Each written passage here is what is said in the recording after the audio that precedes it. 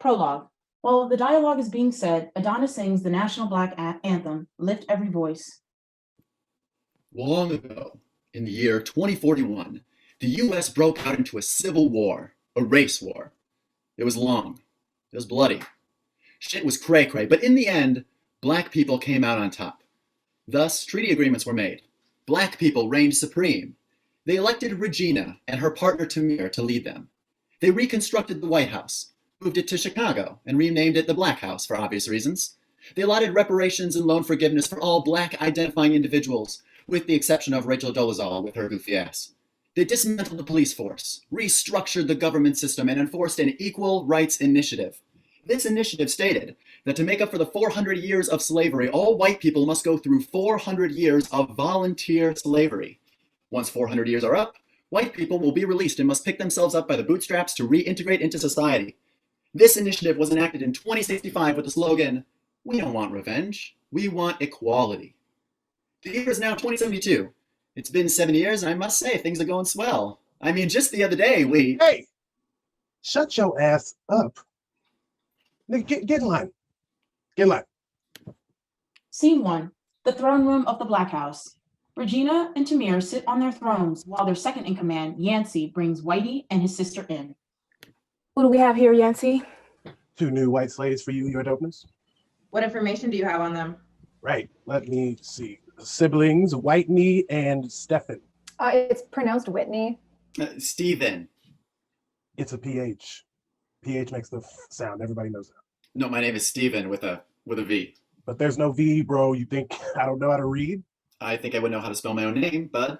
And I think I would know how to read, son. So, since we can't seem to figure out this whole situation, how about we just call you Whitey? Whitey and Whitney. I like that. But my name is... They said they liked it. Now shut your white ass up. Be lucky it's even close to your real name. We usually just name y'all Becky. Oh, we got hella Becky. It's just mad confusing. We're getting distracted. Go ahead, Yancey.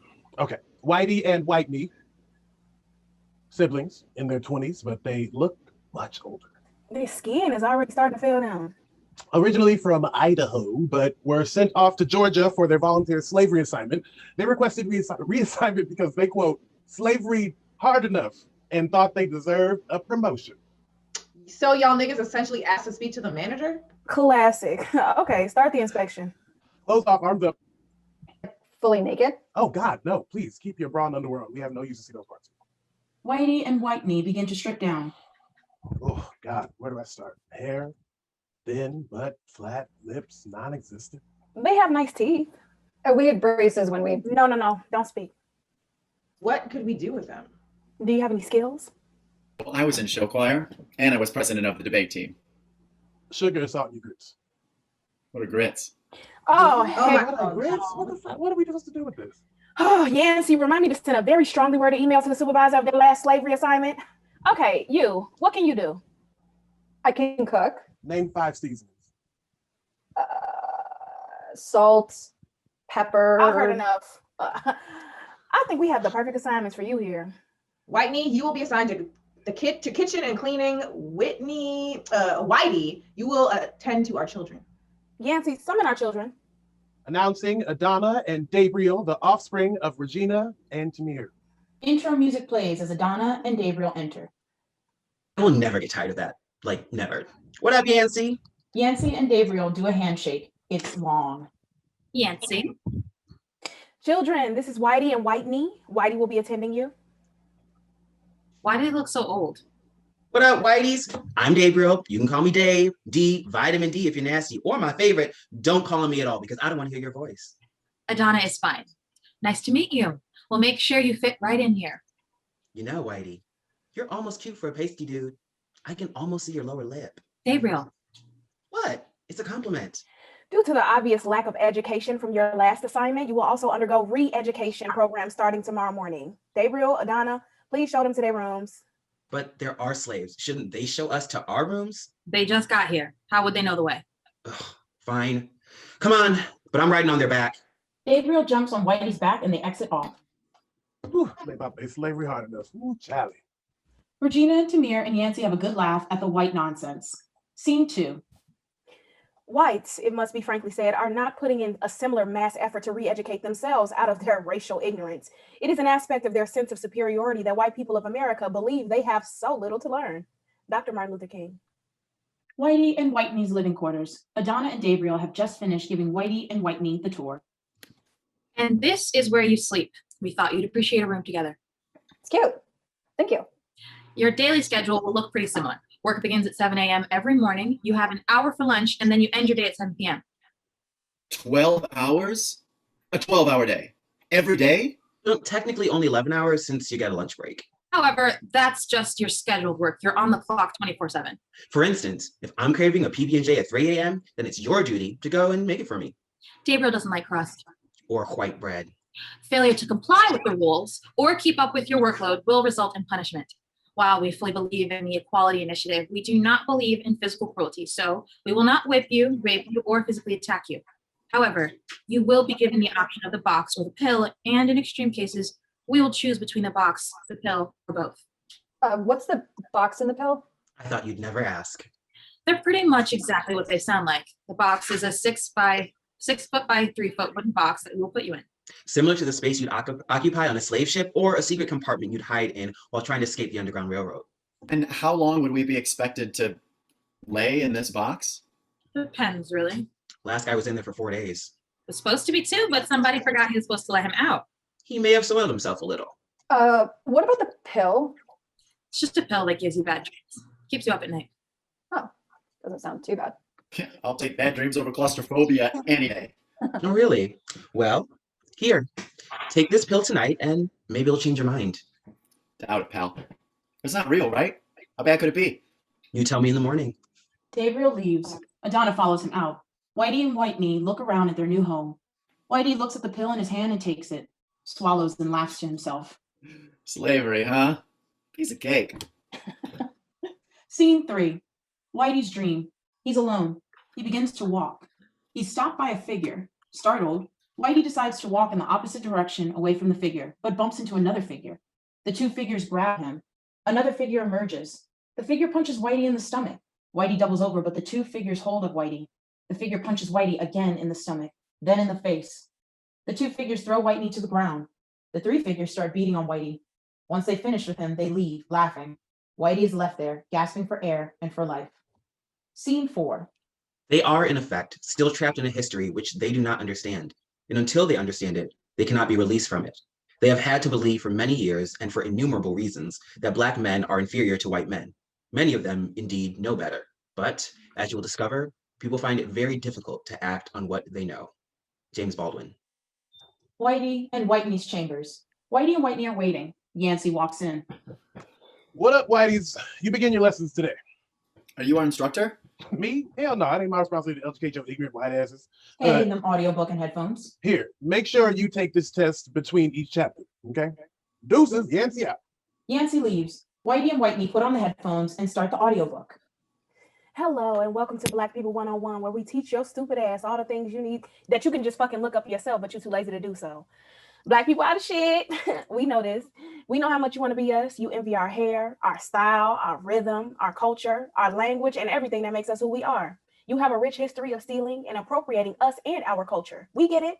If I was a white person, I want to be Black too. Maybe not treated like one in history, but definitely now since we're in charge. We truly have it all now. But the sad news is, no matter how much you want to be Black, you are not. No matter how well you dance, no matter how well you can recite the lyrics, how much slang you know, or even how many Black friends you have, you are not Black. You're an unmyelinated alien who gets burnt by the sun. So as we go through, you're going to learn a lot, and you may think, wow, I feel really Black now. And I'm going to tell you, you're not, and you never will be. God, that must suck. Let's begin, shall we? First things first, this audiobook is a privilege. It's not Black people's responsibility to educate you, so I'm only going to say things one good time, so make sure you listen up, you warm jar of mayonnaise. Now, some of this material may be new to you, some things may confuse you, some of it may go over your head, and that's okay. Black culture is not for you, however, it is essential that you know it. Not to join in and participate because it's just important to know. Don't want to say or do the wrong thing in front of us once. Now, will we? Also, this material is not for you to comment on. Your opinion is not needed, warranted, or wanted. we know y'all have some bizarre habit of thinking you always need to be included or give your 2 cents on everything, especially on topics of which you know nothing about. This is not the time and place for that. You're a few centuries late for that, so just shut up and listen. Period. All right, let's begin. Chapter 1, never say nigga. Scene 5, the throne room. Tamir, Regina, and Yancy are gathered. Okay, Yancy, read me the docket for the day. The education budget has finally been approved, including the raise to teachers, funding to the arts and after-school programs, free breakfast and lunches, and counselors, 1 per 10 students. Excellent. Next. The Black Panther police force finished hiring employees for the neighborhood food pantries, clinics, and recreational centers. Hey, next. The supervisor in charge of Whitey and Whitney responded to the email. They apologized for the lack of training and understanding. They were, quote, the whitest and most privileged motherfuckers I have ever dealt with in my life, unquote. Yes, their whiteness and privilege is ever apparent. Send them my apologies and let them know that will all be corrected. Will do. Maybe send them some chicken too. Oh, yes. Give them free chicken sandwiches from Popeyes all Black History Month. You got it. But only 2 visits a day. Niggas be doing the most when you give them free shit. What's next, Yancy? Construction for the new Black History Museum will be complete by the start of Black History Month. How fitting. Yes, which reminds me, we still need to solidify our plans for the annual Black History Month kickback. Well, the guest list has been finalized. The food is all taken care of, photographers chosen, wardrobe picked out, and the decorators have coordinated their final designs and color schemes. All that's left is to decide on the entertainment. Gabriel will be doing his stand-up. Adhana will be singing. What else do we have? Might I make a suggestion? Go on. The slaves, the new ones, Whitey and Whitey, I'm sure they could be used for entertainment. An excellent idea. Bring them forth.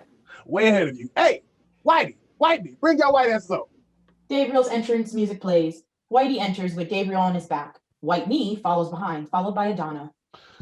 All right, slaves, y'all have been chosen to be our entertainment for the evening. Our annual kickback is coming, and we want you both to perform. Wait, hold up. Perform? When? Because I'm the headliner. Oh, yes, Gabriel. Everyone is just pissing themselves with anticipation to hear what jokes you'll have for them. Man, shut up. So, are they performing before me or after me? Because I don't want them bringing down the mood going before me, and I don't want them trying to upstage me and outdo me going after me.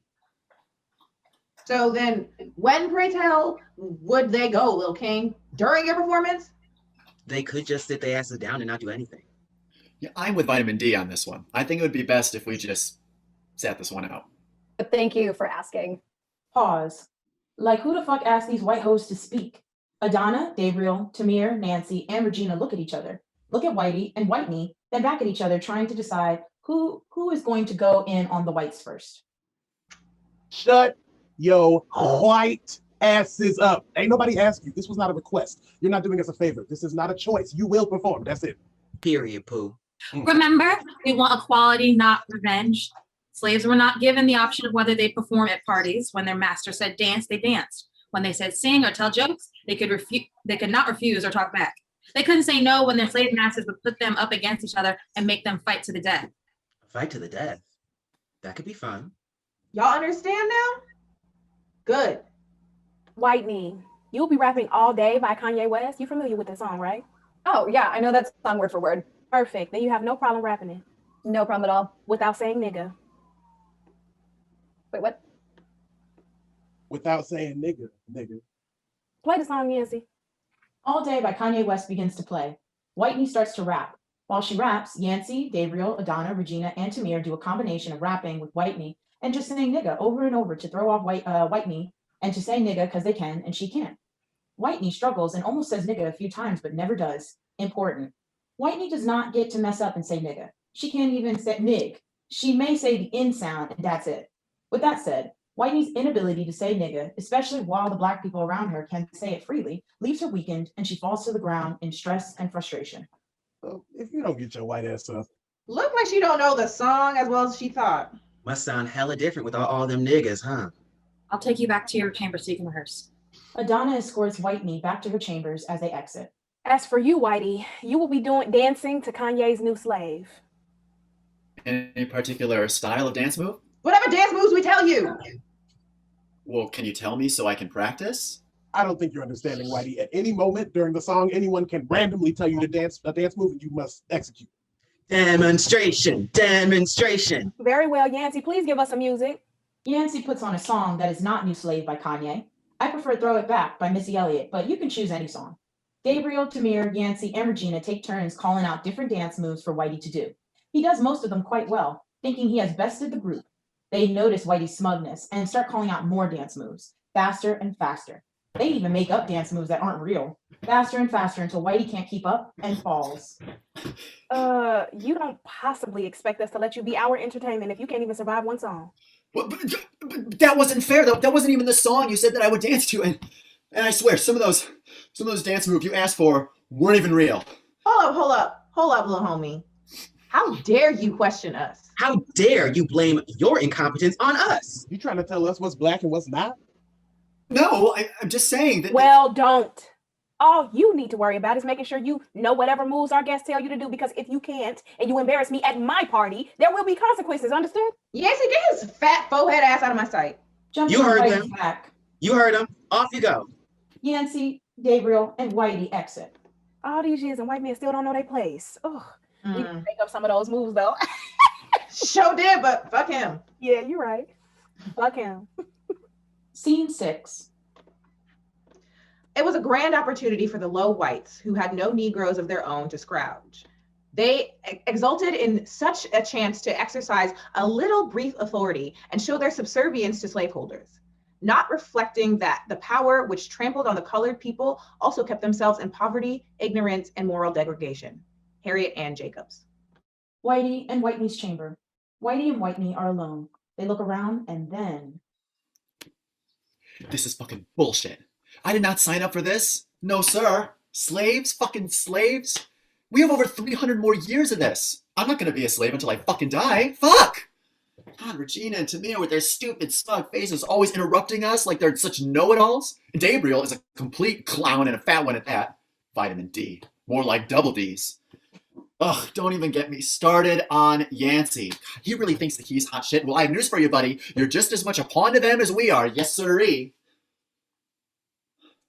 What about Adhana? Huh? You didn't say anything about Adhana. Right, well, she's fine. She's one of the good ones. She's just clearly brainwashed into this new ideology they've shoved down everyone's throats. I mean, honestly, do we think white people want to be in slavery? Do you honestly think we give a shit? We give a shit to go through what black people had to go through no matter how many years ago? But we did. We voted for this. Well, I didn't, and neither did you. Well, exactly. So just focus. Everything is working as we planned. We're here, right? We just got to keep playing our cards right. Have patience, brother. You're right, sister. I just don't know how much more I can take at this ghetto-ass place with those ghetto-ass people. Adhana and Gabriel emerge from the shadows. Ghetto? Bat? You might want to be careful about what you say. You're pretty much always being watched. I apologize for him. He's just upset that I don't recall asking you to speak. So maybe keep those thin lips closed, Pasty Klein. Whoa, hey, don't talk to my sister like that. Or what? I'd love to hear what your white ass would do if I kept talking about your crusty ass sister with her bland ass cooking and lack of comprehending simple instructions of not speaking when she's not ordered to, or respecting the house in which she lays her flat ass head every night, the house that feeds and clothes her ungrateful ass. Fuck you, fuck your sister, fuck your stank ass Gabriel, attitude. that's enough. And I'm not fat, you ugly bitch. Dave! Okay, I'm done. Mouse, fuck you to Whitey. Let me explain something to you, and I hope you hear this. So listen, our motto is our motto for a reason. We want equality, not revenge. So Would have fooled me. Nigga, she said listen. you may see us as being cruel, and that's fine, but we're just following the law. Now, if you want us to really follow the law, how about we beat you, whip you, rape you, not just by using the pills, but in real life? How about we work you to the bone? How about we sell off your sister so you never see her again? String you up on a tree and have a picnic under your dangling body while you struggle for your last gasp of breath. Now that sounds ghetto, doesn't it? Adhana exits. Bitch. Scene 7. Whitey and Whitney's chambers. They're listening to the audiobook. Chapter 6. AAVE, or African American Vernacular English, is a core trait to Black culture. It's how we speak. You might know it more commonly as slang, ebonics, or improper speech. Well, guess what, you white motherfuckers? AAVE is just as legitimate and grammatically correct as any other language, okay? Don't believe me? I don't give a fuck. Some widely known practices in AAVE are using ain't instead of am not, or are not, bout to instead of finna, bout to or finna instead of going to, or about to. There are also words that have multiple meanings depending on the situation and the way they're spoken. For example, bitch, I bet. The fuck? Okay, cool. Shit, nigga, and so on. While it's important to know African American vernacular English, it is more important to never use it. It's ours. Leave it alone. It will never sound good coming out of your unseasoned excuse for lips. It's been proven in history that once white people get a hold to any of Black language, it's tainted and overused, forcing Black people to abandon it in search of new and innovative language. So stick to your bland English. Oh, and never say nigga. Scene 8. The throne room. Regina and Tamir are on their thrones, reading over a report. Yancey is briefing them. I'm sorry to bring you this news, my Douglas. This is not good. Right outside of Pittsburgh. Do you think these are random attacks, or do you think they're linked to us somehow? I'm afraid they're linked. Word is a resistance group is forming. Do you have any more info other than that? What's in this report? As of now, not much else. That's all the Black Panthers together, as they seem to still be a small and unorganized group. But word is they're slowly but surely growing. They're calling themselves White 2K. White 2K? That's the word on the street. Should we tell the kids? I'm not sure. I think Adhana's still trying to recover from the last attack a few months back. We almost lost her. I don't want to re-traumatize her. I know, but I think it'd be better to be prepared than to be caught off guard again. You're right. Yancey, summon the kids and get the blunts ready. As you command. Gabriel and Adhana's entrance music plays. Adhana enters, followed by Gabriel, riding on Whitey's back. You summoned us? How did you get us here after Adhana? She walked. Adhana is only carrying her own weight. I was carrying my own and a little extra. Well, that sounds like a personal problem. Maybe you should work out more. Get some more muscles. I think I'm doing quite enough heavy lifting as it is. Are you calling me fat? Ava, enough. Whitey, you go. This is a private conversation. And don't forget to take your pill tonight. But I, Do you dare talk back to my son in our presence? Or at all. no, Would you be more than happy to take the pill and follow orders? of course. Good. And tell your sister she can enjoy the box tonight as punishment for your insubordinates. Now leave. This is an A and B conversation, and B stands for Black, which means you're just a few shades too light for this conversation. Now take your pill, and we will summon you when I need a ride back to my room. Whitey takes the pill and leaves. White people, am I right? Too soon? What was it that we need to discuss? Yancey passes out a blunt to both Adhana and Gabriel. The two blunts go in rotation for the rest of the scene. We got word that another terrorist attack had happened last night in Detroit. Luckily, no one was killed, but few people were left injured. Do we know who's responsible? All the terrorists were captured, but we have reason to believe they're just a part of a larger group. Like a resistance group? I'm afraid so. That's why we gathered the two of you. How did this even happen? Our resources tell us that they're organized and escaped from their work assignments, weaponized and attacked. What's our plan of action? As a means of not agitating the situation, we listen to their reasoning. Many white people have grown tired of being in slavery and they want out, despite the agreement of the Equal Rights Initiative. Guess they underestimated how hard it'd be. How is that our problem? Slavery is hard. That's the whole point of the initiative. I understand. Everyone in this room understands that. So we gave them the option to go back to their country of origin if living here is too difficult, or go back to their slavery assignment locations and accept whatever consequences their masters seem fit. A few decided to leave, but most stayed. They refused to leave a land that they discovered. Discovered. But people were already here before they got here. Everyone in this room knows that. But even 2 centuries ago, white people ain't know their history. The further away we get from it, the less these white people know. Or are willing to admit. So what are we going to do? As of right now, not much. I do not want to alarm the country, and our budget needs to remain on reconstructing this country, not preparing for a war that may or may not even come. It sounds like it's coming to me. Do you think this attack is linked to the other terrorist attacks we've had? We think so. As I told your parents, the Black Panthers have been investigating into it, and we believe the whites have formed a small resistance group called White 2K. White 2K? Why don't they just keep the KKK? Or even White's 3K. Yeah, because there's 3 Ks in the KKK. But I guess it's a pun on Y2K. A pun as a resistance group? How do you take that seriously? Well, the whites have proven again and again that they're not the best at doing things on their own. See, now, even if they were called the whites, I take it more seriously than White 2K. You should send them an email. Can we focus? So, No, we're really not going to do... can we focus? So we're really not going to do anything? Well, until they pose a serious threat. We don't feel that... A serious threat? I almost died a few months ago when they attacked. Is that not threat enough? Adhana, please calm down. Please try to see where we're coming from. We would never jeopardize you or your brother's safety. But you can't ensure it either. We will never be safe, will we? Even at the highest point of power, we're not safe. Adhana. No, we never should have made the initiative. You knew better. We all knew better. We never thought it was a good idea. We just thought it'd be fun. We thought it'd be interesting. They're not us. They weren't brought here to be slaves. They never viewed themselves like slaves. You can never ask a queen to be a slave and expect her not to revolt. You all knew that. Admit it. Good thing we want equality, not revenge, right? Adhana storms out. Please go check on her, Yancy. Yes, Your Dopeness. No, I'm her brother. I'll go. I think we need a moment alone, Yancy. I will go check on Gabriel, checking up on Adhana, making sure he doesn't make things worse. Taking a hit of the blunt. We doing the best we can. I know, my queen. I know. Scene 9. Whitney is in the box. She's been in the box for a while. Who knows how long? It is obviously not comfortable for her, but she tries her best not to freak out. Time passes, and it gets hot. She can't breathe. She can't move. She's trapped. Time passes. She tries to relax and breathe. It doesn't work. She tries to wiggle, but can barely move. Time passes, and she starts to bang on the box, but no one hears her. She's alone. No one is coming. Time passes. Did they forget about her?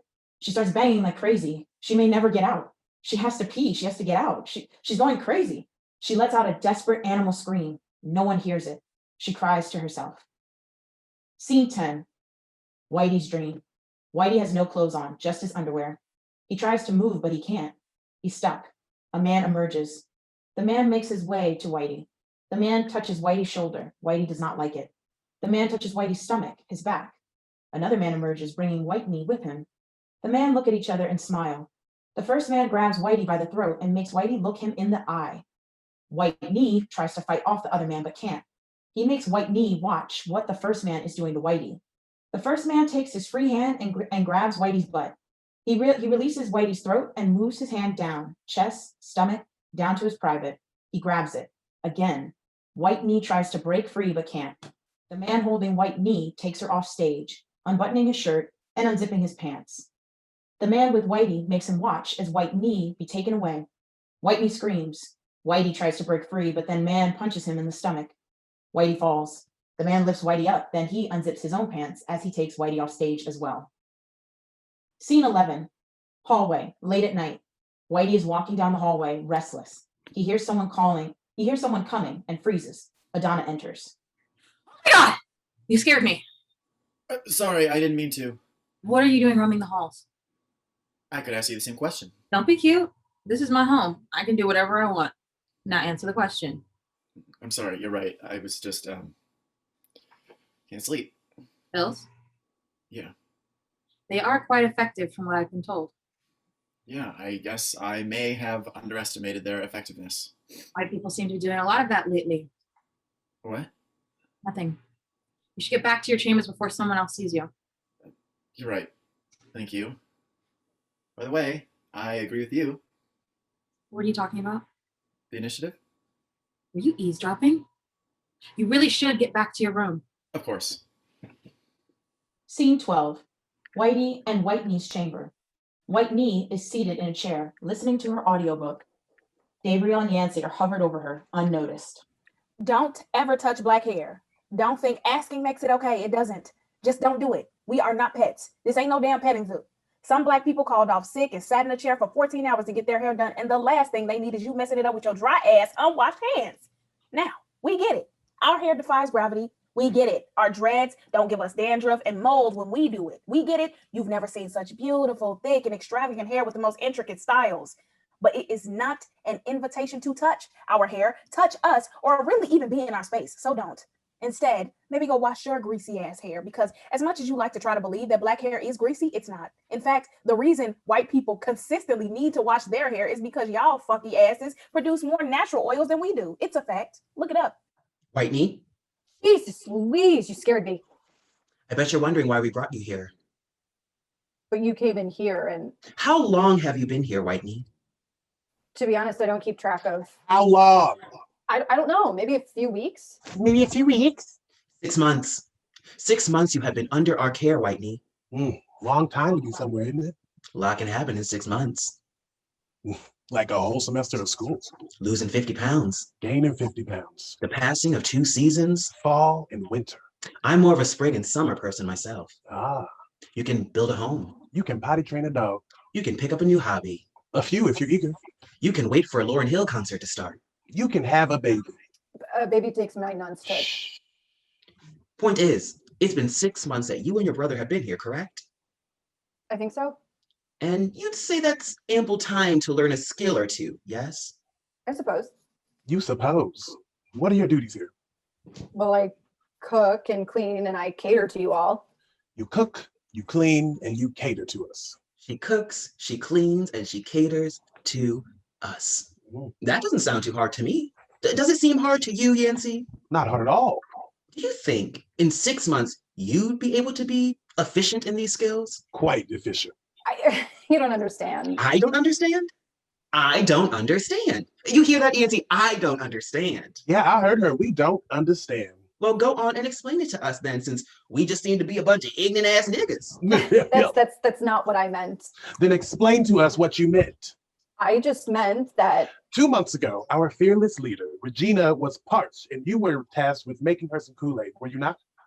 I probably was, yes. Yet what happened? She drank it. And what happened when she drank it? I don't know. Don't know or refuse to remember. Forced to block it out of your mind to escape the shame and humiliation of poisoning our fearless leader? I didn't poison her. Didn't you? Shall we refer to the tapes? I think we shall. Gabriel pulls out a remote and presses a button. Rewind sound. Whitney is rewinded to the scene of the crime 2 months ago to reenact what happened. It's her, Regina, and Tamir. Regina is choking. What did you do to her? What the fuck is the shit you gave her? Kool-Aid. It's Kool-Aid, like you asked. I don't know what you call that liquid, but it was not Kool-Aid. It don't even look like Kool-Aid. Explain yourself. Well, I swear it's Kool-Aid. I put all the ingredients that were in the instructions said to put in. I put the packets in. I used sugar and lemon juice and water. Yes, but how much did you put in? How much? She ain't stud a hoe how much? Well, it didn't say. It just had those 4 things scribbled on a piece of paper. There were no measurements. So I used 2 squirts of lemon juice, 2 tablespoons of sugar, and half the Kool-Aid packet. For the glass or the jug of Kool-Aid? For the jug. Oh, God. For the jug. You raised you? Why are you like this? Did you taste it before allowing me to put my lips on this unflavored tap water? Of course I did. It tasted fine. It tasted fine? How? There is no taste at all. And why is it pale pink? It's pink lemonade Kool-Aid. Oh, God. Pink lemonade? Did we not have red drink? Or purple drink? I didn't even find a pink lemonade Kool-Aid in the packets in the first place. Well, I didn't know it was supposed to be a certain flavor. Lord Jesus, help me. There are only 2 options. That's Red it? drink and purple drink. That's it. I'm sorry. I didn't know. Well, be lucky we want equality and not revenge. Black people used to be killed for making such careless errors like this, you know? But don't worry. That won't happen again. However, you will be punished. Punished? But it was a mistake. There were no instructions. Instructions? Didn't you say you were given a piece of paper with the ingredients? Yes, but without measurements or... I don't want to hear it. Slaves were not given instructions, especially ones written on paper. They couldn't read, remember? Y'all wouldn't let them! And somehow we learned, measurements? You just point to the ancestors, touch you on the shoulders and say, that's good, baby. Well, maybe not your ancestors. I'll do better next time. Next time? I don't think I'm in the mental headspace to even think about it next time. So until then, I'm assigning you to nightly cleanup crew until further notice. Maybe then you'll think twice before you cause a mess. But that's not fair. Can't I just go back to cooking training or just be taken off kitchen duty? This ain't about what you want. Slaves weren't given the option of what punishment they received, and neither will you. Now quit talking back and get the fuck out of my face. Rewind sound. Whitney is transported back to the dungeon. Get the fuck out of their face, you did. Remember now? Yes, and I've never had an incident like that again. Oh, didn't you? Imagine, if you will, not 2 weeks ago, you were foolishly given the task of making the mac and cheese for our Sunday dinner. And what did you do? I- What did you do? I...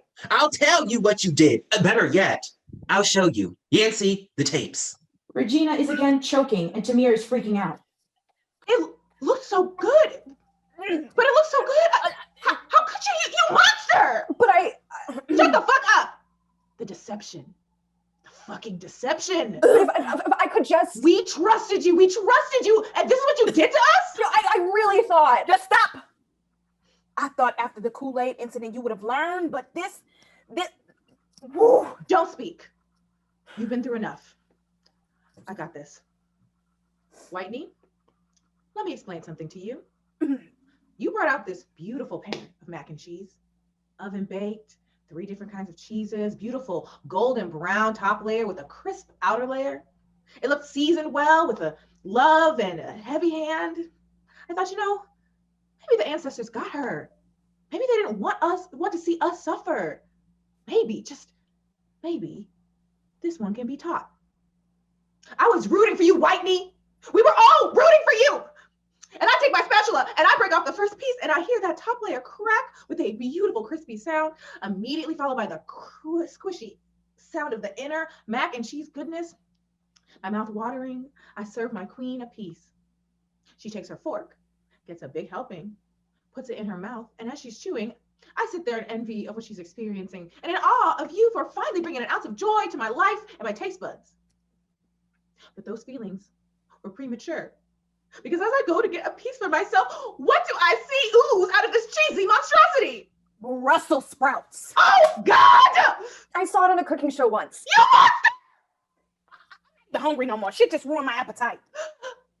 I can't even look at you. No, I promise I'll do better Get next time. out! Whitney is rewinded back to the dungeon with Gabriel and Yancey. Now that little stunt got you to nightmare periods for a week. I know. Not only did they keep me awake, but anytime I would fall asleep, I would have nightmares of being tortured until I woke up. But did you die? Were you actually tortured? Were you ever in real danger? Yeah, like the danger you put us in by attempting to have us eat that sad excuse for mac and cheese. What is your point? Why am I here? Why are you here? Why are you here? Yancy, want to tell this woman why she's here? Well, you didn't win a prize.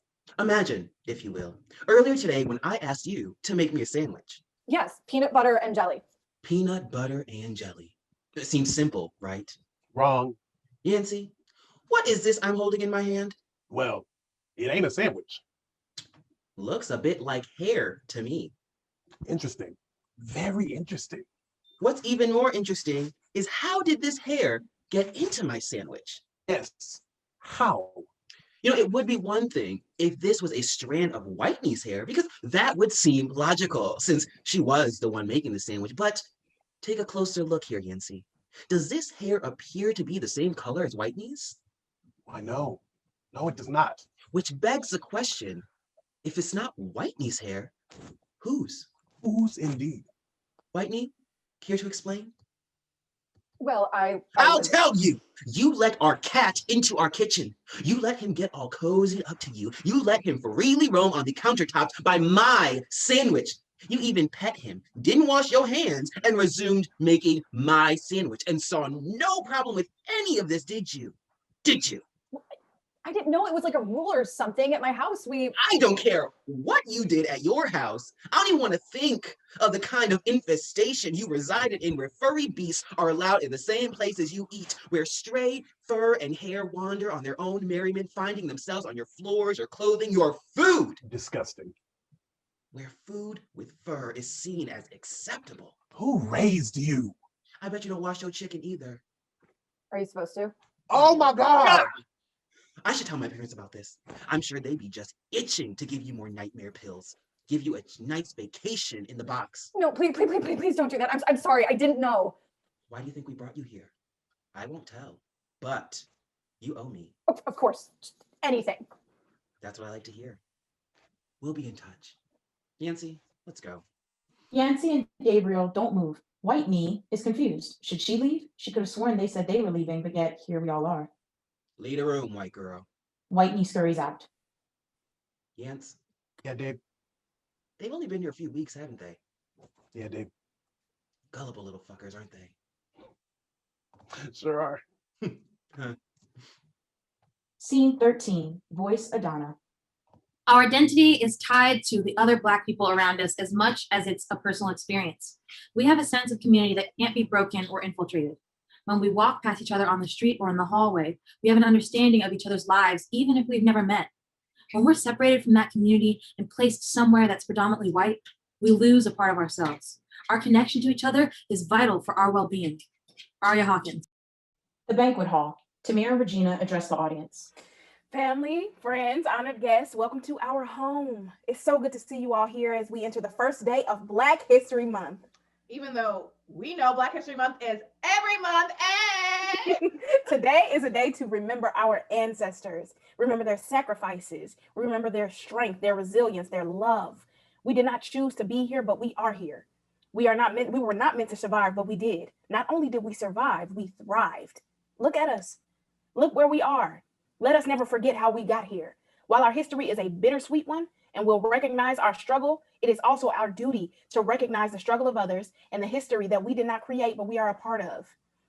As is our newfound tradition, we acknowledge the mistreatment of Indigenous people who lived before us. We're happy to have restored your land and your ownership of it.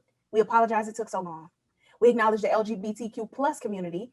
Many of us both belong to the LGBTQ plus and Black community, yet we do not always fight for both the way we should have. We should have fought harder for the rights of LGBTQ plus community, and we should have fought harder for the protection of the Black community. But here I stand, Black, queer, and a woman, leading this country to a brighter tomorrow. To the poor, I apologize. To the homeless, I apologize. To the mentally ill, I apologize. To immigrants and refugees, I apologize. Most of all, I apologize to the earth. Too long have we let our greed poison your sacred soil. We tore down your trees, we muddied your waters, we murdered your wildlife, we polluted your air. Forgive us as we try our best to restore you to your former glory. We must do better, and we must never forget our history and how we ignored those who needed us most. Let you never feel unseen or unheard again. Happy Black History Month. Music plays. It is a fusion of hip hop and African music.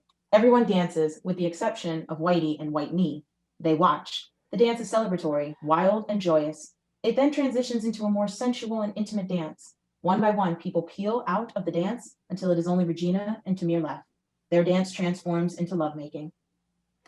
That was a great speech, as usual. Thank you. What's wrong, baby?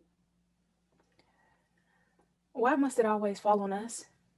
Why do we always have to be the ones to fix everything? Do you trust anyone else to do it? It's just not fair. Shit ain't never been fair. Not for us. You think just because we in power, all of a sudden the work stops, we can just chill? Yes, I want to chill, Tamir.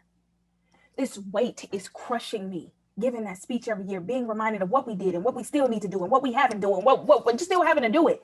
I didn't do it, so why do I have to fix it? And now we have these terrorists to worry about, fucking white 2K.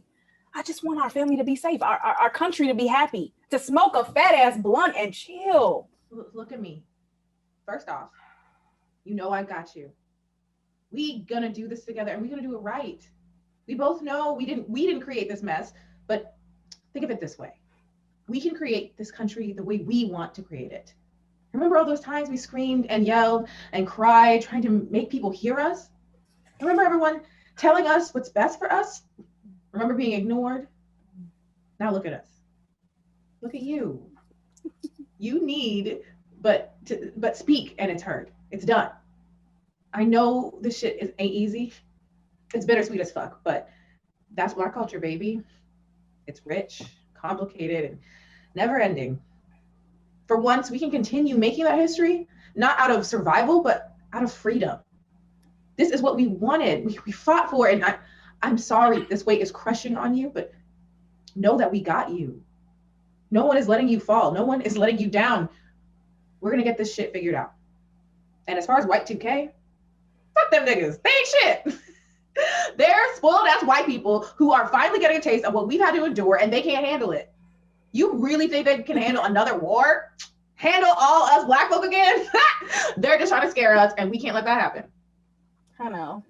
You're right. Thank you. Even in power, at times I still feel powerless. Hey, we've only been in power for a few years. Shit takes time to get used to. We have centuries of oppression we're fighting against. It's going to take some time. I still have nights that I'm too scared to sleep because I fear I wake up and it'll be a dream. Me too. Or that at any moment someone could just bust in and kill me. Fucked up, ain't it? You can take the niggas out of the hood, but you can't take the hood out of the niggas. Shut your ass up, nigga. You grew up in the suburbs. Hey, not too loud. I got a reputation to uphold in these streets. Out in these streets, In these huh? streets, you heard me, these streets. Tamira wraps Regina in her arms. They embrace, they kiss. They're safe in each other. Scene 14. Voice Yancey. Abandoning the white race means not having to fight for it or defend it in any way. Fraser Glenn Miller. Hallway, late at night. Adhana is smoking a blunt. Whitey approaches. Hey, sorry, I didn't want to surprise you again. We really gotta stop meeting like this, am I right? You really got to stop roaming around here at night. Let me guess. It's not safe out here in these streets. Never say that again. Noted. Mind if I get a hit? I do. Whitey was not expecting that response. Should he just leave? He probably should, but he doesn't for whatever white reason. So, what are you doing up so late all the time? Looks like you have a lot on your mind. I told I'm a good listener. Well, whoever they are lied to you. You're not, and you're clearly not reading the vibes that I just want to be left alone. Sorry, I'm just trying to help. As if you could. Try me. All right, white boy. You know anything about the terrorist group White 2K? White 2K? Yeah, apparently it's some pun of Y2K, but it's essentially the KKK. I know who the KKK were.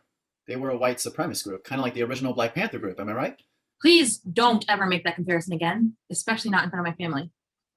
Sorry. So, what about them? Nothing. They just exist and could pose a threat to us. I'm sure you'll be fine. Seems like you run a tight ship around here. Well, things aren't always as they appear. Yeah, I'm learning that pretty quickly around here. I'm learning a lot of things, actually. Oh yeah, like what? Like no one will ever win an argument with Gabriel, or that this whole equality initiative is not something us white folks thought all the way through.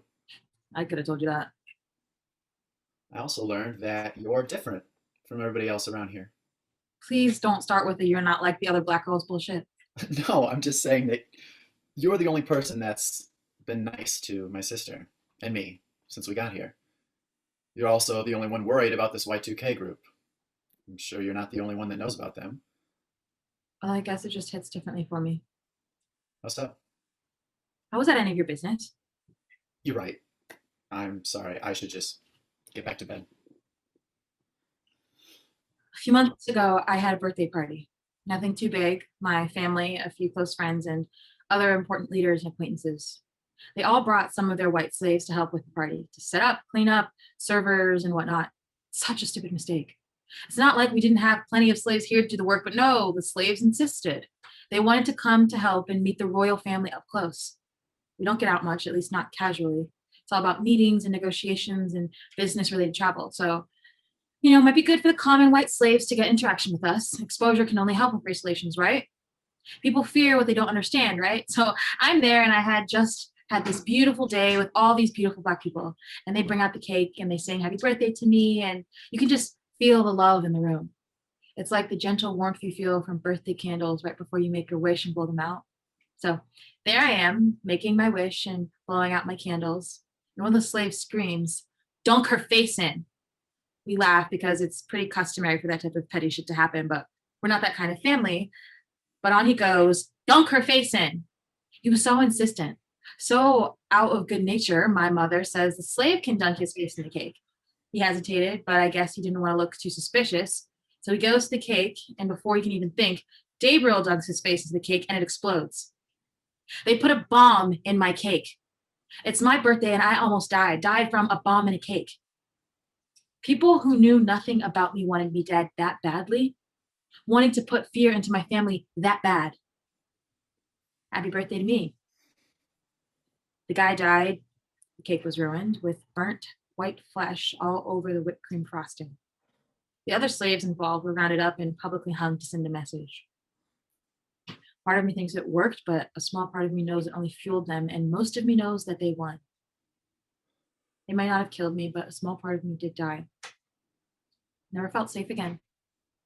If killing me didn't happen, I'm sure that this was the next best thing to them. So mission accomplished. So yeah, I feel differently about this whole situation than my family. And I highly doubt that there's anything you can say or do to fix that. So please just let me enjoy my blunt and let me go to bed. A beat. Whitey takes it all in. For once, he may have actually listened.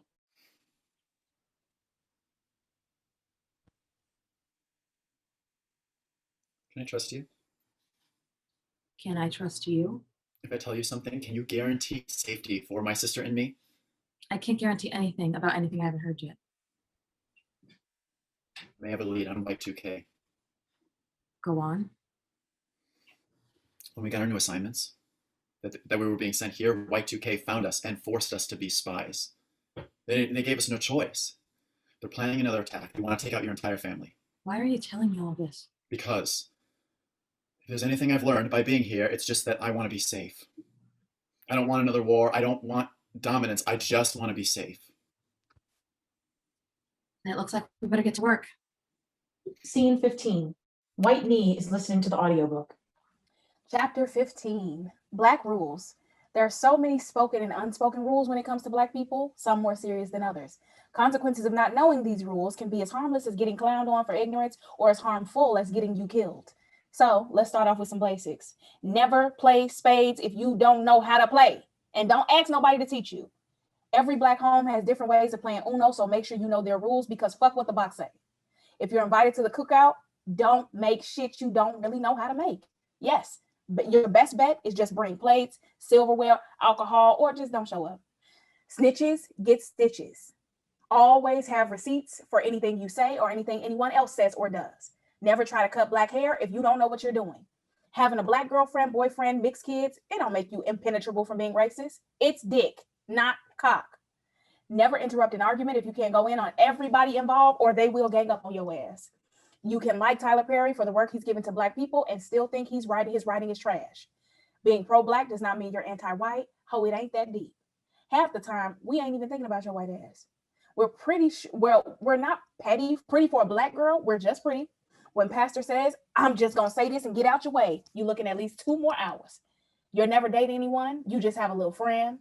If someone says they're a little sweet, that means that person is gay. Dishes better not be in the sink when your parents come home from work. Half your cousins and aunties aren't actually related to you. If you don't take the chicken out the freezer to thaw for dinner, you getting your ass whooped. Black parents don't apologize. They just start being nice to you or buy you food. If you prove your parents wrong, you are not right. You are talking back and acting wrong. We are not people of color. We are Black, so don't use it as if it's interchangeable because it's not. You don't have to be afraid to say Black around Black people. If you ain't Black, you bet not say nigga. If you can only be tall because someone else is on their knees, then you have a problem. And white people have a very, very serious problem. Toni Morrison. Gabriel's room. Clothes are scattered everywhere. Adhana, Yancey, Whitey, and White Knees attend to Gabriel. Are you sure this outfit doesn't make me look fat? No, of course not. It's your fat that makes you look fat. Shut up, Adhana. We can't all have a fast metabolism. And I guess we can't all exercise too. You know I hate sweating. Yeah, blame a normal body function for your self-loathing. I do not self-loathe. I love myself. Just not the way I look. We both know it wouldn't be fair to have my personality and be good looking. Fair to who? My gaggle of hoes that I pull. Gaggle, he says. Yes, a gaggle, as opposed to the small gathering I have now. I think we all know the small gathering is a party of 2. You and your hand. Oh, ha ha. Well, joke's on you because I'm ambidextrous. Ooh, look at you, the big word head ass looking nigga. Nigga, I know you're not about to start with me with your sour patch, sour head looking ass. Nigga with your crop top, muffin top head ass looking. Nigga with your ashy elbows having ass. Nigga with your crusty lips licking head ass. Nigga with your Scooby Don't roll looking ass. Oh, my bad. Damn, nigga with your Scooby Don't. I know you ain't talking nigga with your I ain't know PH can make a V sound and look at head ass. Nigga with his I never should have said nothing head ass. Nigga with this oops I did it again head ass. Nigga with his I'm just here to help head ass. Nigga with his caught in the middle head ass. Nigga with his I'll just see myself out looking ass. You know what? Fuck y'all and y'all mamas. Fuck my mama. Nigga fuck your granny. Her wobbly ass knees, dry ass mac and cheese cooking head ass. Nigga, I know you ain't talking about nothing being dry with that parched ass weave on your head. He just called Cynthia parched. Nigga, shut up. We all know if there's one nigga in this room that's dry and thirsty, it's you. Your DM's dry. Your social life is dry. You a thirsty ass nigga who ain't pulling no hoes, and that's why we in this whole predicament in the first place. We all know you ain't trying to look good for the meeting of the nations, but so you can get someone to meet your nation of unused ass. My asshole may be unused, but But what, nigga? But what? You about to cry? You cry like a little bitch? you know what? Fuck you, okay? Fuck you, nigga. Nigga, fuck you! Nigga, fuck you, you bitch. Fuck you, you sensitive ass bitch ass nigga! Maybe both of you should calm down. Nigga, shut up! Yeah, nigga, shut your white ass up. How can I be white and What? How can you be white and a what? Nigga, you better not say it. You better not let that word slip out your white mouth, nigga. Nah, say it. I want you to. Go ahead, white boy. Say the word. Nigga. Nigga. Nigga, nigga, nigga. Nigga, nigga, nigga. Niggity, nig, nig, nigga. Niggerella. Niglets. Nignog. Nig, knack, nigga, whack. Niggeroni and cheese. Macaroni and nigga. Nigga. Can you guys stop? Okay? Not gonna say it. Jeez Louise. That's right, nigga, you're not gonna say it. You can't say it. I don't think anybody should say it. Who the fuck asked you? It's just a hateful word. Why would you want to say it? Hateful word? Why would we want to say it? Who do you think made it a hateful word, Whitey? Because last time I checked, it wasn't us.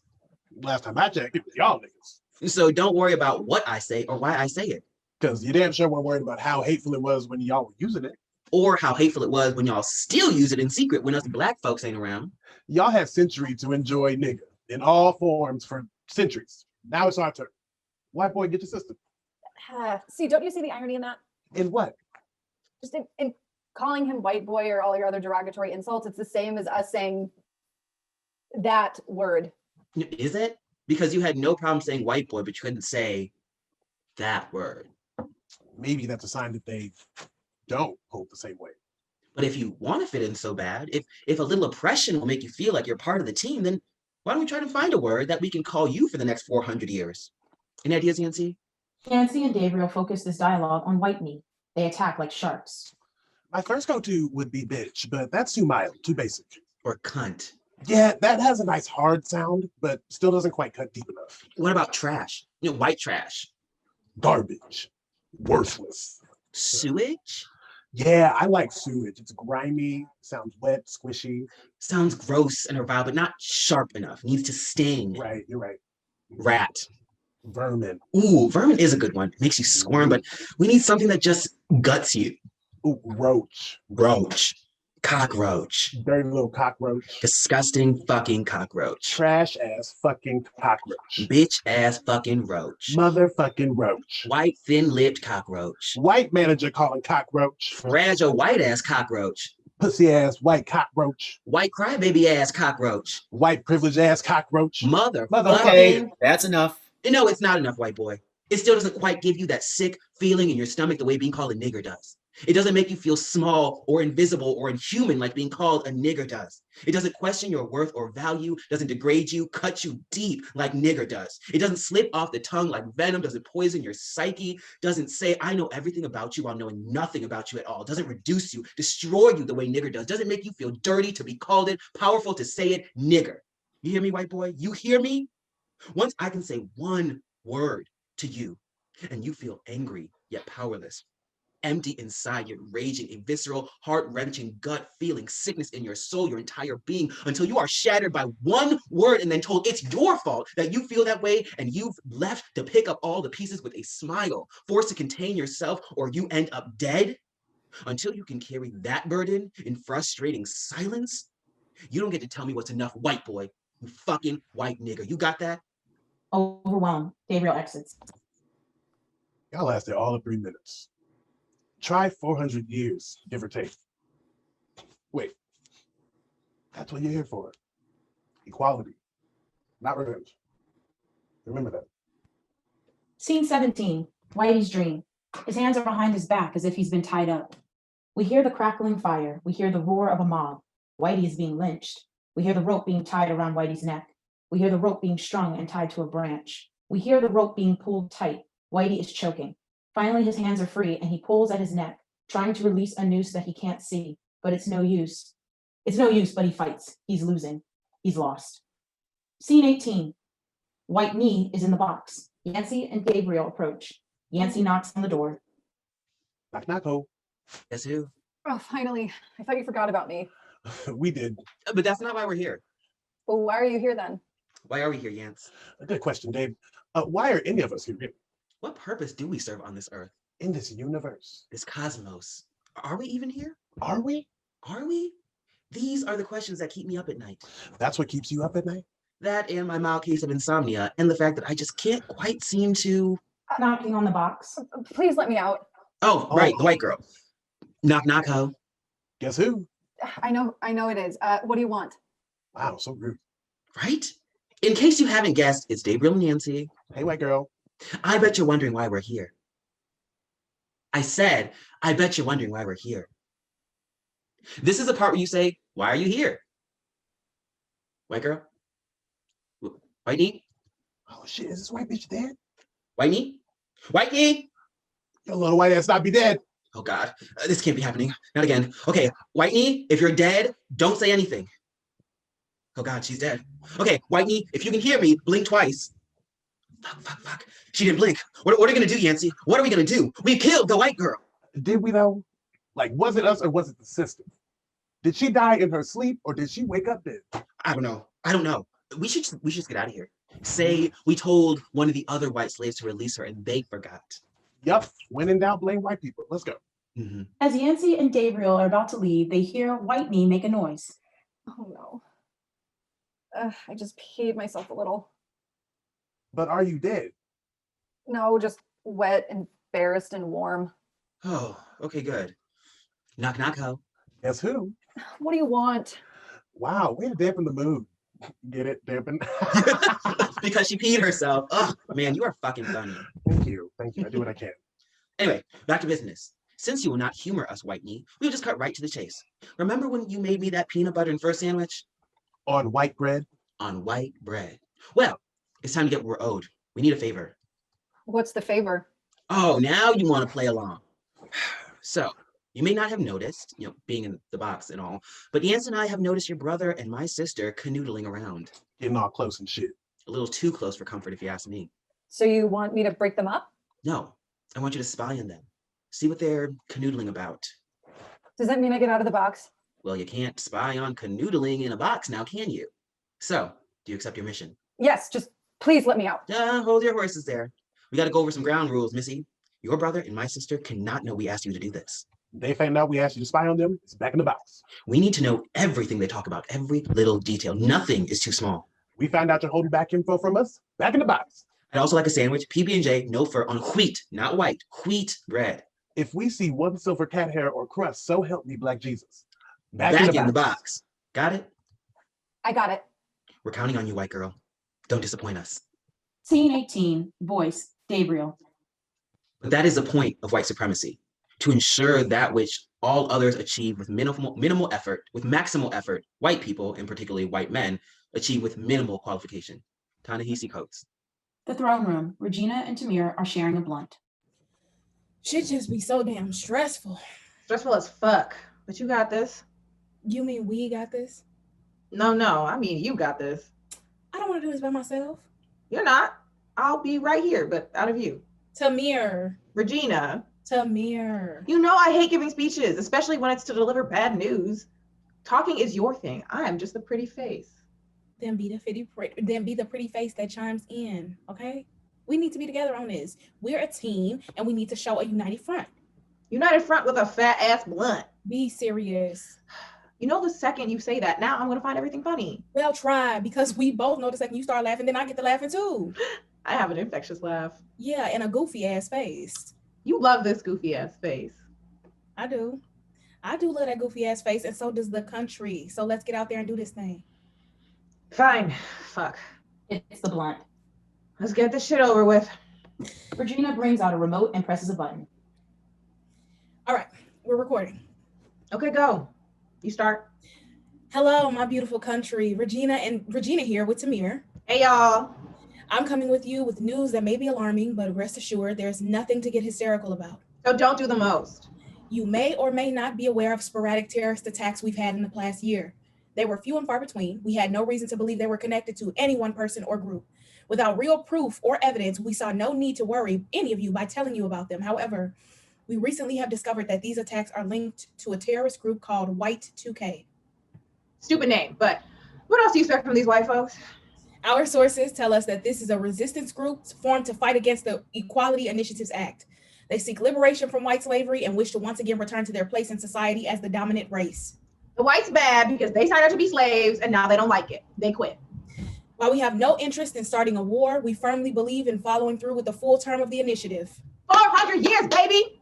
With that said, please, my people, be safe. Do not be quick to act. Do not be quick to provoke. However, if you have any information regarding White 2K, do not hesitate to report it to us. This threat will be taken care of. It will take all of us to remain united as we always have been. We believe in you. We love you. Continue to thrive, my kings and queens. And everything in between. Tamir takes the remote and turns off the recording. I think that went well. It's so much for you not talking. You know I can't help myself. Yeah, I know. Well, now they know. I hope we made the right decision. We did. It takes a village, remember? Now we can all take care of this matter before it gets out of hand and you can stop stressing and carrying all the weight on your shoulders. Now squeeze my ass and let's go get something to eat. Ruin a country makes a nigga hungry. So does a blunt. Yeah, that too. Regina grabs Tamir's ass while Tamir takes a hit from the blunt. I'm dope and I do dope shit. Period. Scene 19. Hallway late at night. Adhana and Whitey are in conversation with blueprints in their hands. You really think they'll come? Yes. My sister and I were instructed to find a way for them to sneak in without being noticed so they could launch an attack. So you lead them in through here and we'll station guards right here ready and waiting for them. It'll be over before it can start. You sure you want to do this? You're not afraid they'll try to come after you? No. Hopefully, if we take out their leaders, they'll fizzle out. Besides, I'm hoping you and your family will grant my sister and me protection in return for our cooperation. You have my word. No more pills? No more box? Done. Perfect. Then I'll get the word out to them. 2 days from now, this will all be over. You know, this is the equality that we should all be working towards. This is what Martin Luther King dreamed of. Look at us. We're working together. Just imagine years from now, we'll go in the history books. We'll be on the right side of history. Feels good. Let's not get ahead of ourselves, but yes, it feels good. Anyway, we should get out of here before someone sees us. Right. Well, I guess this is good night. I'll see you tomorrow. It's slavery, so yeah, you'll pretty much see me every day. Right. Well, good night. Whitey leaves. Adhana waits for him to leave, then lingers. Finally, You can come out, Whitney. I know you're there. Whitney comes out of their hiding spot. Were you spying on us? Whitney? No. Then what were you doing? I was getting Gabriel a PB&J. Gabriel doesn't eat carbs after 8 p.m. unless it's his cheat day. And today isn't a cheat day. What? But fudge. I was spying on you. Wow, you're easy. It's Gabriel. Every day is a cheat day for him. Why were you spying on us? I don't want you around my brother. That's not convincing at all. So let's try this again. Why were you spying on us? Well, I didn't want to. That's not why I asked you. Well, I can't tell you. It's Gabriel, isn't it? What? No. He's making you spy on us, isn't he? What? No. You are so bad at lying. I know. I don't know what's happening to me. I used to be such a good liar, but this whole slavery thing is taking a toll on me. I am going crazy. Yeah, I don't give a fuck. Now tell me why. I don't know why. He just told me to spy on you and report back to him on everything you two say. Did he use the word canoodling? He did. Of course he did. So what are you gonna tell him? I don't think he'll be too happy if he finds out you've been caught. Oh, I won't tell him anything. I think he'll be even less happy if you come back to him empty-handed. Maybe I'll just hide from him. Judging by how quickly I found you, I wouldn't put money on your stealth skills. So here's what you're gonna do. You're gonna report back to my brother, and you're gonna tell him that your brother and I are in love and are running away to start a new life from what's inevitably gonna be another war. You understand? What if he finds out? Oh, he's gonna find out, but at least this will buy me some time. Wait, no, please. Can't you just tell him the truth and set this all straight? Can't you do what I asked? Adhana, please. I thought you were one of the nice ones. Oh, I am. I let you talk this long, haven't I? Now go. Adhana, please. I cannot get punished again. I can't take it. I'm already exhausted from all the work alone. My body hurts from all this slavery. Complain to your ancestors. No, I don't sleep. I have nightmares like every night without the pills. I'm so paranoid of getting anything wrong or messing up that my anxiety is like up the roof like 24/7. I don't like this. I do not like this at all. I'm like physically, emotionally, and mentally like not right. Adhana? Adhana, please tell your brother, please. I don't know how much more of this I can take. God, I thought you were one of the good ones. Scene 20. Whitey and Whitney's chambers. Whitey is taking a test.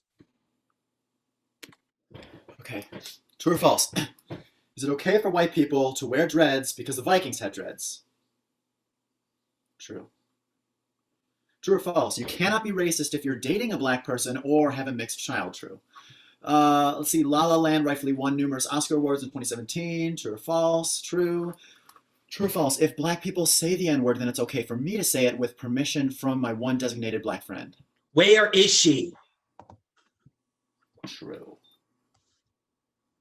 Who? Where is she? Who? Don't play with me. You know who. Your sister. She's been hiding from me all day. Where is she? I don't know. Oh, don't give me that. I know you know, and I know you know, and you know that I know. So I know that you know, and I know you're not telling me, and I want to know because I know you know it. Just know that it will not end well for you. Know that. I don't know anything. I got her, Dave. Yancey comes in with Whitney over his shoulder. He sets her down. Whew, she was running away, but I got her. She put up quite a fight. Damn, she is heavy. You might want to leave, white boy. This could get ugly. I'm not leaving my sister with you. I wasn't asking, white boy. It's okay, just go. I said I'm not leaving you. You thought. Yancey, take him to the box. Give him some time to remember who's in charge here. Like, the fuck? Yancey grabs Whitey. Whitey fights back and there's a struggle, but Yancey gets him and drags him out. Calling out. Don't worry, sister. This will all be over soon. We will be protected. Protected, huh? You know anything about this? No, I don't know what he's talking about. I guess that means you've got nothing to report, which would explain you avoiding me, huh? Is this a game to you? No, Because this is a game to me. It's a game I'd like to win. It's a game I always win. So tell me what I need to know, or so help me, Black Jesus. They're planning to escape. Who? Your sister and my brother. They're planning to flee the country. They fear the White 2K will start another war, and they want to leave before it happens. Interesting. This tea would be excellent if it weren't a lie. I'm not lying. But you are. Adhana would never flee the country and take the white boy. She'd take me. Now tell me the truth. Adhana comes in. What's going on? Why was Yancey putting Whitey in the box? Ah, perfect timing. Whitney tells me you're planning an escape. What? I had her spy on you and the white boy. She tells me that y'all are planning on fleeing the country, and I told her lying ass that you would never leave and not take me with you. You've been spying on me? How could you? Is what she's saying true? No. Ding, ding, ding. Someone just won a one-ticket trip to the box. No, I'm not lying. It's what she said. Are you calling my sister a liar? No, I'm just saying that's what she said, or I mean, what she told me to say. What I told you to say? Wait. First you say that it's what she said. Now you're saying it's what she told you to say. Make up your mind, white girl, because it sounds like you're telling stories. No, I am not telling stories. Please just tell him the truth. You want the truth? You're tired. I found her in the hallway the other night going on and on about how she's losing her mind. Poor thing. She done slavery herself a little too hard. I should have sent a different slave to spy on you. And if you must know, Whitey came to me because he was concerned about you. He was begging me to try to convince everyone to go easier on you.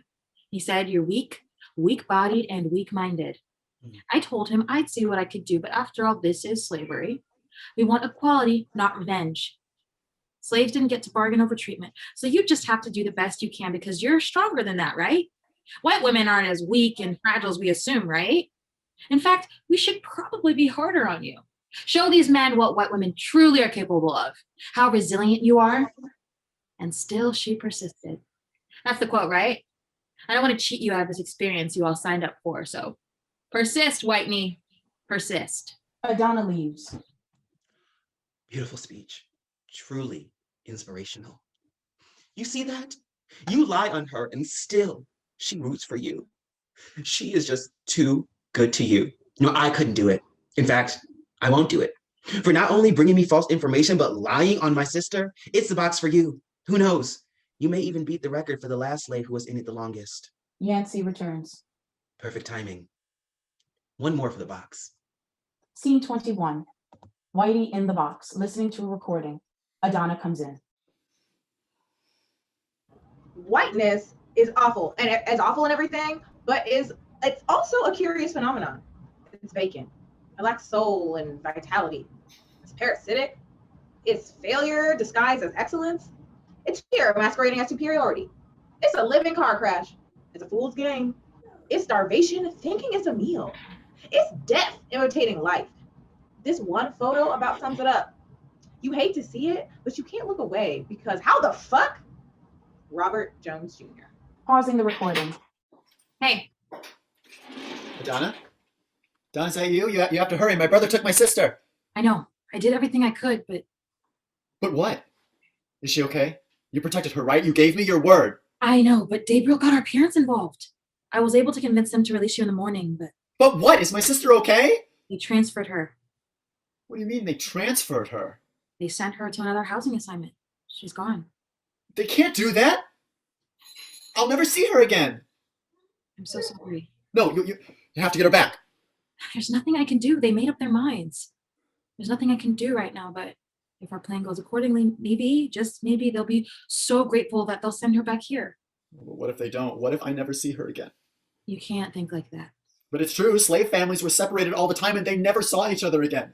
Mothers torn from their children. Husbands torn from their wives. Brothers torn from their sisters. I don't know how much longer I can last without her. It's all gonna work out.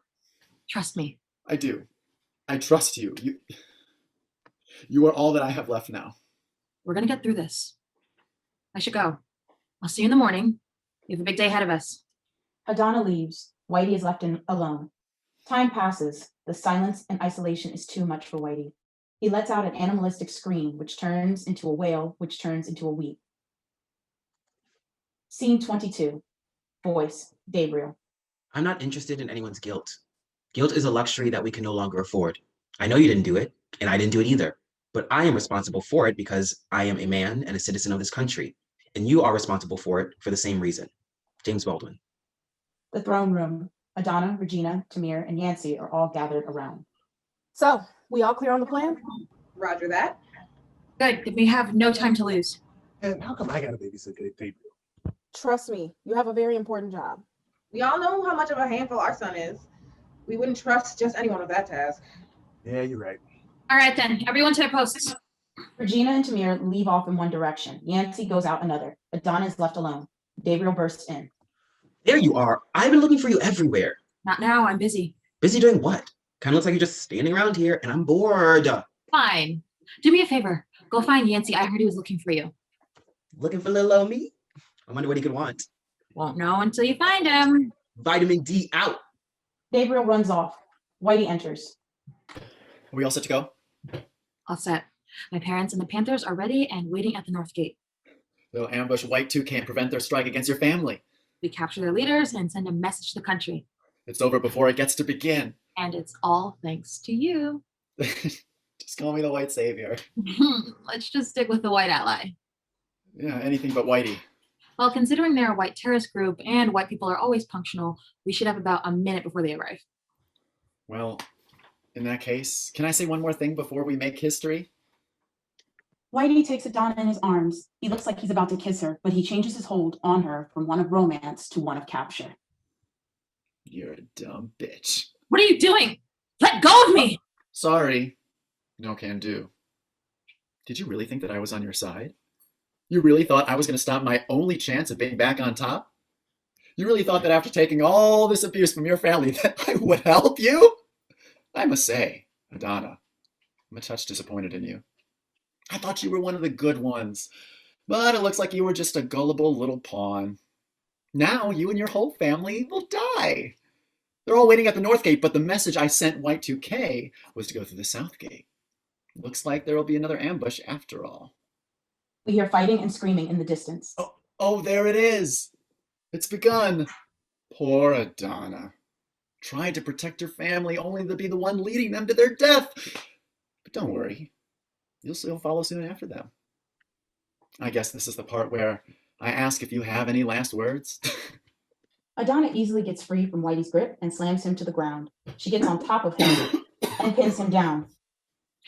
You a dumb nigga. If you think a bitch like me knows how to fight a whack-ass white dude, I'm royalty, ho? You really think I can't defend myself? I'm from the streets. You really think I'm stupid enough to trust a white boy and not be 2 steps ahead at all times? With your stupid ass. I knew your ass was lying, so I told my family and the Panthers to go to the South Gate. Those screams you're hearing, it's not my people. It's yours. Listen. Listen to what you've done. Why would you do this? Why would you betray me like this? I can't betray what I was never loyal to. The battle noises continue as Regina and Tamir appear. Everything went as planned. The battle will soon be ours. Not like they ever really stood a chance. What do you expect? They were being led by a complete fool. A pompous little white boy who thought he and his sister could infiltrate us, go undercover, make up a sob story about being forced to spy on us while really trying to pull off an inside job. Pathetic, really. You all knew it was me the entire time? Yep. Then why don't you just kill us? Where's the fun in that? Your people wanted to be slaves so bad, so they thought it was just a little labor, work out in the fields, get a few blisters, but no. Slavery is more than just the work. It's the mentality, the mind games, the trauma, the abuse in all its forms. Killing you would have been the easy way out. I wanted you to fully know the burdens our ancestors had to carry and pass on to their children, and their children for generations. You see, I meant it when I said I didn't believe in the Equality Initiative, because we're not equal. You will never be equal to us. You don't deserve to be our slaves. Every time I look at your face or any white face, I couldn't help but to laugh to think you ever thought anything about your breed was superior to us. I don't want you here as slaves because I don't want you here at all. Look around, white boy. The country is thriving. People are happy. There's peace in communities that has never seen it since the moment your kind crossed the ocean and claimed this land as your own. This place is better without you in charge. Just think how much better it'd be without you in it at all. And you want to stop all that because why? So y'all can be in charge again. For why? To fuck up our laws, pollute the environment, kill without cause or consequence, corrupt our government, make America great again? Now we're good. We've made major improvements in just 7 years. Imagine what we'll do in 400. We built this country, and now we get to enjoy what we create. In 400 years, I don't want y'all to enjoy it. I don't want y'all thinking you did anything or you deserve anything. This is ours, so get on a boat, cross the ocean, discover some land and start over somewhere else. And maybe this time, make sure no one else is already there. The battle continues on. Yancey enters with Dayreal on his back. Hey, did y'all know there's a big fight going on in the... Did I miss something? You're right on time, brother. We just caught the terrorist leader of White 2K. Whitey? It was you this whole time? Yes, it was me. And I regret nothing but the fact that I wasn't able to kill you and save my sister. You sent her away, and now I will never see her again. Sent her away? I never sent her away. Well, they did. We didn't send her anywhere. Once she was brought to us, she immediately told us everything she knew about her involvement with White 2K. Bitch sang like a canary. So we kept her here. Unfortunately for her, there are no rewards for traitors or snitches, so she'll be punished. And so will you. So, what should we do with him? I think we all know what must be done. The battle rages on. It gets louder and louder. It's almost deafening. Scene 23. Voice, Whitney. To be African American is to be African with no memory and American without any privilege. James Baldwin. The gallows. As this scene plays, a recording is heard of Jane Elliott giving a seminar speech. Here's the link to the video. Darkness. Voice, Whitney. I want every white person in this room who would be happy to be treated as this society in general treats our citizens, our Black citizens. If you, as a white person, would be happy to receive the same treatment that our Black citizens do in the society, please stand. Lights up on Whitey standing there alone. You didn't understand the directions. If you white folks want to be treated the way Blacks are in this society, stand. The sound of a rope being tied around Whitey's neck. Nobody's standing here. The sound of the rope being tightened. Whitey is up on his toes. He's being choked by the rope. That says very plainly that you know what's happening. Whitey struggles desperately. You know you don't want it for you. I want to know why you're so willing to accept it or allow it to happen to others. The struggling stops. Whitey swings lifelessly. Lights fade to black, but we still hear the sound of a body swinging. The sounds of war creep back in. It gets louder and louder and louder until we hear a scream burst through. Off stage, we hear Whitney's voice. Is something wrong? Blackout.